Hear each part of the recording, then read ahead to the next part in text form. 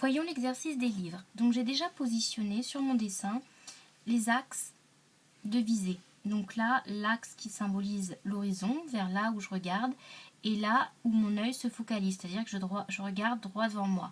On aurait pu les placer différemment, je les ai mis au milieu, mais ça peut être aussi un axe plus bas, sur le côté. Bon, là voyons déjà avec un axe central, puisque je regarde face à moi, et on va essayer de positionner à présent des livres qu'on va symboliser par des parallélépipèdes. Donc on va en positionner un tout d'abord ici. Je fais juste un rectangle d'une dimension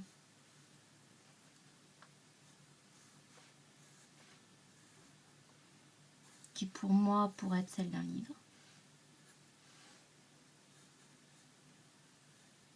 Donc ce livre est face à moi, donc pas de perspective, pas d'effet de perspective pour la tranche qui elle est totalement face à moi. En revanche, pour le côté du livre, étant donné qu'il est face à moi mais que je suis légèrement sur le côté, il va tendre vers le point où je regarde, donc vers mon point de centre. Si j'avais un élément transparent, on pourrait également faire les arêtes transparentes. Mais là, de ce côté-là, il n'y en a pas. Donc, on trace juste la ligne qui va vers le centre et je prolonge jusqu'à avoir la longueur de mon livre. Donc, je détermine que la fin de mon livre est là. C'est à l'œil, hein, ça peut se calculer, mais on n'en est pas à cette précision-là, surtout dans le dessin artistique. Ensuite, je vais en faire un second qui serait par exemple très bas, qui serait là, posé.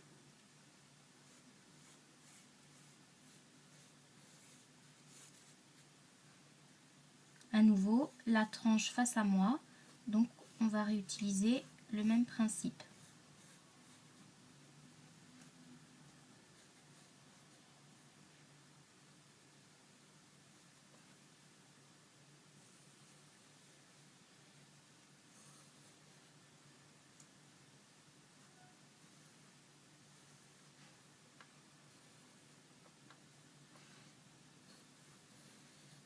Voilà mon second livre, en tout cas là où il se situera.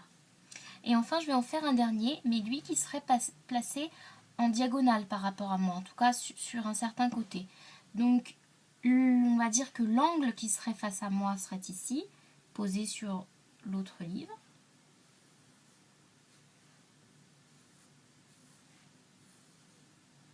Sa tranche, je vais là la faire plus ou moins à l'œil comme je le sens, donc elle irait vers ce côté-là. C'est-à-dire que si je prolonge, elle irait ici. Donc quand je vais vouloir trouver le sommet, c'est pareil, si mon livre je le fais arriver là, c'est pareil, ça ira par là. Donc je vais considérer le côté de mon livre ici. Et je vais faire l'autre côté. Alors, on va essayer de ne pas le faire sortir trop du dessin, mais il irait, on dirait par là. Et de la même manière, je vais rejoindre ce point-là à mon point de fuite.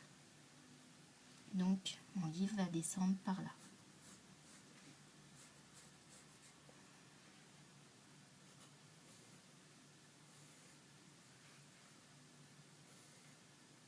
Si je trouve mon livre peut-être un petit peu large, je peux rétrécir un peu.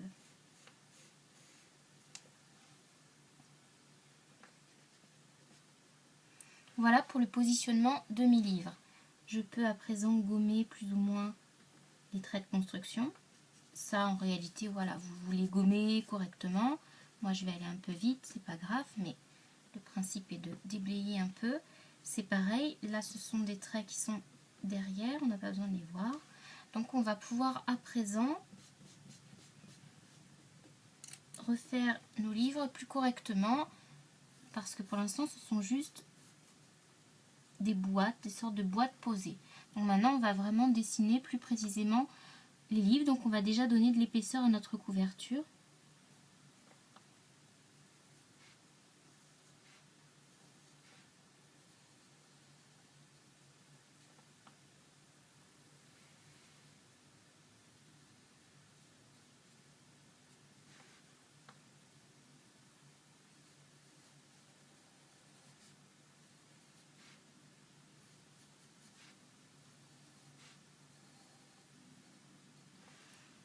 on va symboliser les pages, légèrement plus basses que la couverture.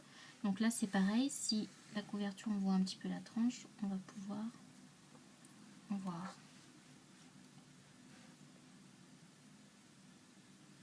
Et pour symboliser les pages, on va faire des rainures, pas forcément tout le long, on va symboliser des rainures, comme ceci. C'est suffisant pour symboliser des pages en général.